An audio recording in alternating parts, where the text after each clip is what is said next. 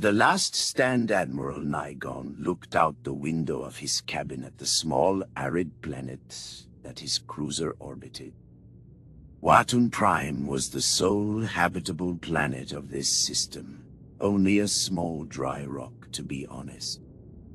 However, that rock was home to more than 540 million human lives. The third planet, colonized by humankind. It had taken quite some time to find it, and even longer to actually colonize.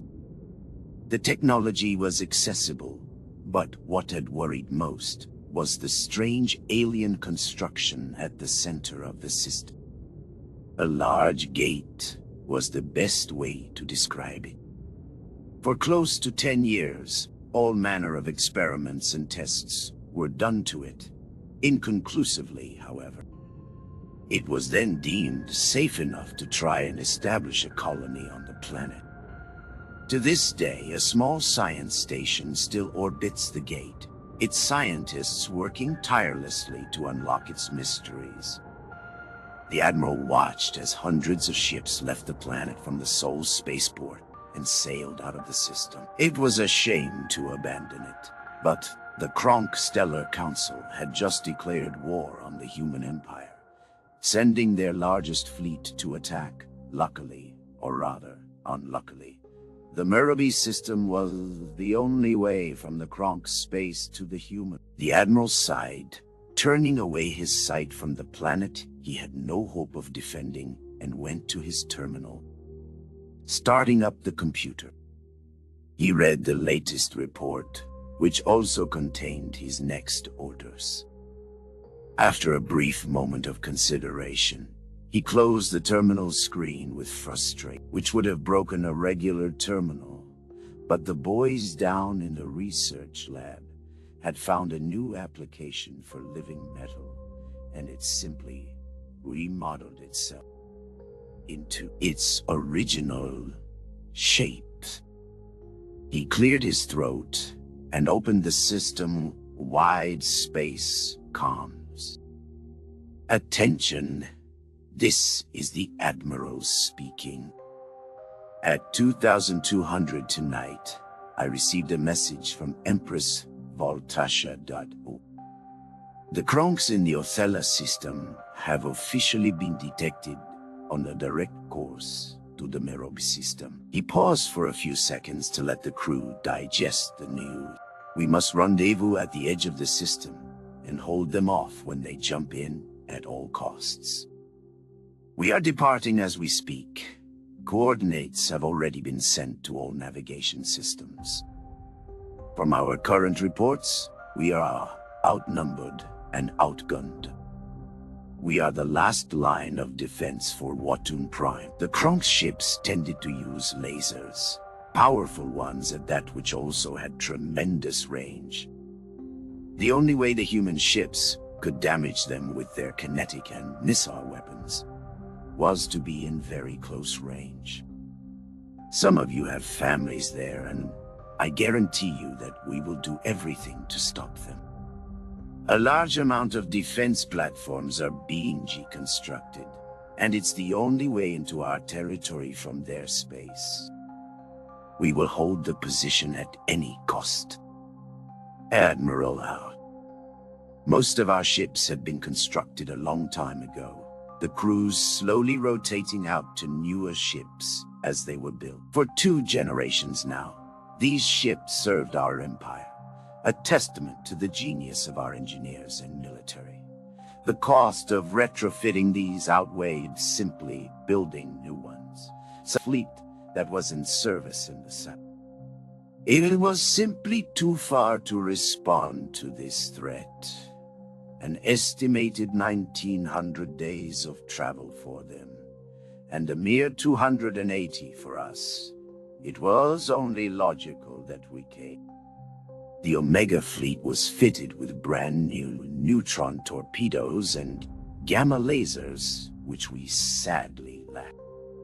Their firepower was estimated at triple our own output. Could not decline orders from the Empress, however.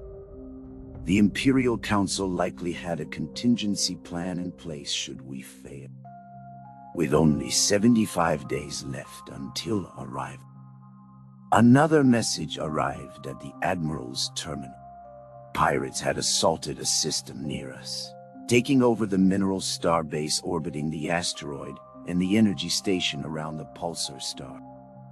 It would delay us an additional 20 days to respond to that threat. I sat down, pressing my hands to my head, wondering what the right call was. No, there was no other choice. They would have to be ignored for now. No one lives permanently in that system. It was only a small loss of resources compared to the potential loss of life from the destruction of the planet. While fairly confident in our estimates regarding the enemy fleet movement, it was not something that we could gamble on. The Kronks could not live on an arid world. The amount of terraforming that would have to be done was too great. Used to living on Arctic worlds, the ambient temperature of Watun would cook them alive. No, instead of taking it over, they'd simply glass it from space.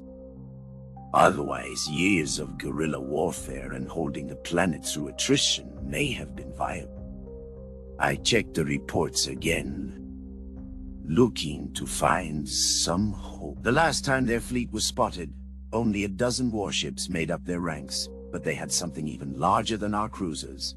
Battleship-class ships. Intel valued the power of their fleet at 27,000, a number which would make mincemeat out of ours, which was generously estimated by Central Command at 5,600. That night, I went down and met with the men, trying to boost morale. Extra rations were granted, and the holodeck entertainment suite went into unrestricted mode. The next few weeks were spent doing skirmishes among ourselves and training for various scenarios. The crew bonded in those times, everyone knowing that their time was counted. Some of them were found to be in possession of illegal substances, but I decided against reprimand. They could have their fun for now, but warned them they would have to cease when we got word of the enemy. Our listening post finally got a hit on the warp signal from the enemy that night, putting them at a minimum of 2 weeks away still. Our resolve was strong. None even attempted to desert or mutiny. Those last 2 weeks were some of the longest of our lives. Always at the ready and constantly anticipating a battle. The day of judgment finally came upon us. From the observation deck, I watched as their ships appeared in our system, arrayed in a spear formation with the smaller ships at the fray. Their design looked so alien to me, rounded bulbs and harsh geometric shapes. I gave the order over comms, hold this position, target their corvettes first. All ships assumed formation, an assortment of corvettes, destroyers, and a handful of cruisers, one of which I was on. The corvettes went first, launching their payload of missiles in. Most were shot down before they hit, but one of the enemy corvettes went down, eliciting cheers from the men.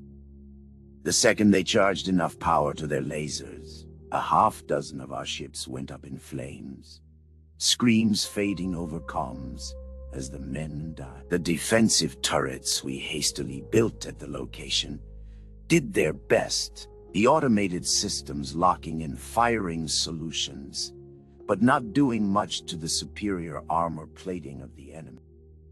This fight was over before it began. The best we could do now was delay them as best we could. I was ordered to disengage and perform hit and run tactics. As long as we could hold them off the station, the FETL inhibitors would prevent them from moving on to attack the next system, buying precious time. A loud beep from my console ripped me away from the intensity of the battle. At first, I thought it was some important component being destroyed. But then, I grinned wide. We had reinforcements. A large foreign fleet had poured out from the gate. Even weirder ship designs made of an incalculable amount of small robots were pouring into the system. Hundreds of them. I watched with glee as the invaders mercilessly slaughtered the Kronk ships. The boys in blue had activated the L gate, letting some unknown aliens come pouring. I would also die. We all would. But I died smiling, laughing all the way, until a laser beam tore the ship asunder. Glory to the Empress. Inspired by events occurring in a Stellaris game. Yes, the enemy fleet was completely destroyed. So was mine. Luckily, the Tempest moved on through the enemy territory first, giving me time to bring the fleet back up and create another choke point.